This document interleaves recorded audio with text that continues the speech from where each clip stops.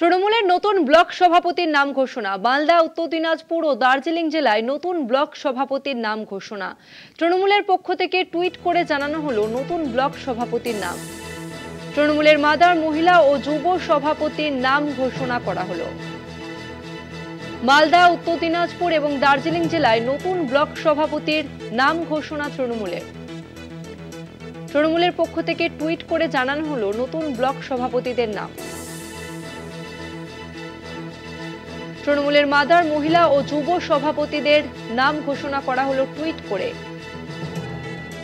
26শে বিধানসভা ভোটের আগে তৃণমূলের নতুন ব্লক সভাপতির নাম ঘোষণা। মালদা, উত্তর দিনাজপুর এবং দার্জিলিং জেলায় নতুন ব্লক সভাপতির নাম ঘোষণা।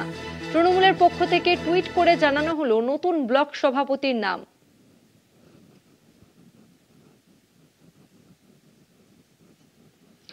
আমরা আরো বিস্তারিত জানবো। আমাদের সঙ্গে ফোন লাইনে রয়েছে বিশেষ প্রতিনিধি দেবজ্যোতি ঘোষ। দেবজ্যোতি,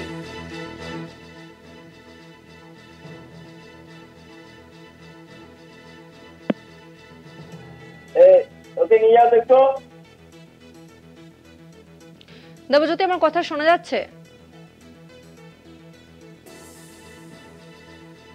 সম্ভবত যোগাযোগ বিচ্ছিন্ন হয়েছে। তৃণমূলের পক্ষ থেকে টুইট করে ব্লক সভাপতির নাম ঘোষণা করা হলো। তৃণমূলের মাদার, মহিলা ও যুব সভাপতিদের নাম ঘোষণা। আমরা আবারও কথা বলবো। আমাদের সঙ্গে ফোন লাইনে রয়েছেন বিশেষ প্রতিনিধি দেবজ্যোতি ঘোষ। দেবজ্যোতি, তৃণমূলের ব্লক সভাপতির নাম ঘোষণা করা হলো, বিস্তারিত জানতে চাইবো। দেখো, তৃণমূল কংগ্রেসের পক্ষ থেকে অভিষেক বন্দ্যোপাধ্যায় যে বৈঠকগুলি তিনি ক্যামাক স্ট্রিটে গত কয়েক মাস ধরে করছেন, সেখানে সমস্ত ব্লক কমিটি পরিবর্তন নিয়ে তিনি মূলত বৈঠকগুলো করছেন। সেই জায়গাতে তৃণমূল কংগ্রেসের পক্ষ থেকে আজকে বেশ কয়েকটা জায়গার তৃণমূল কংগ্রেসের কমিটি গঠন করা হয়েছে। তার মধ্যে অত্যন্ত গুরুত্বপূর্ণ রয়েছে মালদা। সেখানের কমিটি ইতিমধ্যে তৃণমূল কংগ্রেসের পক্ষ থেকে ঘোষণা করে দেওয়া হয়েছে, কারণ তৃণমূল কংগ্রেসের কাছে এই জেলাটি অত্যন্ত গুরুত্বপূর্ণ। রাজনৈতিকভাবে মালদাতে তৃণমূল কংগ্রেস এই মুহূর্তে যথেষ্ট খারাপ অবস্থায় রয়েছে। এখানে যে দুটি লোকসভা আসন, সে দুটি লোকসভা আসনে কিন্তু একটি ভারতীয় জনতা পার্টির দখলে, একটি কংগ্রেসের দখলে।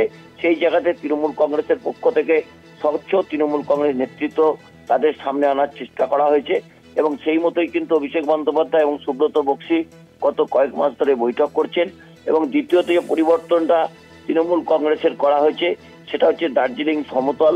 দার্জিলিং সমতলে তৃণমূল কংগ্রেসের শক্তি এই মুহূর্তে বেশ কিছুটা বৃদ্ধি হলো। তৃণমূল কংগ্রেসের শক্তি কিন্তু খুব একটা ভালো ছিল না। সেই জায়গাতে এখানেও তাদের ব্লক কমিটি গঠন করা হয়েছে। তারপরে উত্তর দিনাজপুরের ব্লক কমিটি, যেটা দীর্ঘদিন ধরেই বন্ধ ছিল, সেখানেও ব্লক কমিটি আজকে ঘোষণা করে দেওয়া হয়েছে। আগামী 15 দিনের মধ্যে তৃণমূল কংগ্রেসের গোটা রাজ্য জুড়ে যে ব্লক কমিটি গঠন, সেই প্রক্রিয়া শেষ হবে এবং সেখানে নতুন কমিটিতে কারা ঠাঁই পাবেন, সেখানে মূলত পুরো তৃণমূল কর্মী, তৃণমূল নেতৃত্বকে ঠাঁই দেওয়া হচ্ছে এবং স্বচ্ছ ভাবমূর্তিকেই তৃণমূল কংগ্রেস এবারে রাজনৈতিক হাতিয়ার করছেন। সেই মতো অভিষেক বন্দ্যোপাধ্যায় এবং সুব্রত বক্সী গত কয়েক মাস ধরে বৈঠকগুলি করেছেন।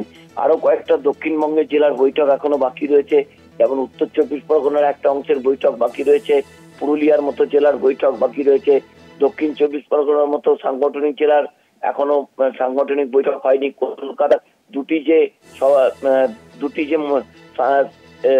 লোকসভা রয়েছে, সেখানেও এখনো পর্যন্ত বৈঠক হয়নি।